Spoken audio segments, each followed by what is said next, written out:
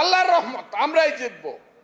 যারা বাক বাকুম করে কথা বলেন ওরা 70 তাদের নেতারা ওই কথা বলতো, পরে দেখা যাচ্ছে ভোট পাইছে 6%। আমি চ্যালেঞ্জ করলাম, যারা বড় বড় কথা বলেন ইসলামের নাম নিয়ে, ধর্মের নাম নিয়ে যারা মানুষকে বিভ্রান্ত করেছেন 70 71 এখনো যারা করতে চান, তারা বাংলাদেশে যদি 10%-এর বেশি ভোট পান, ভোটের পরে ফজলুর রহমানের সাথে দেখা করি। বড় বড় কথা বলেন, 20টা সিট একা একা পায়ে দেখেন তো দেখি। 3বার একা ইলেকশন করছেন, একবার একটা, একবার 3টা। এই তো শক্তি।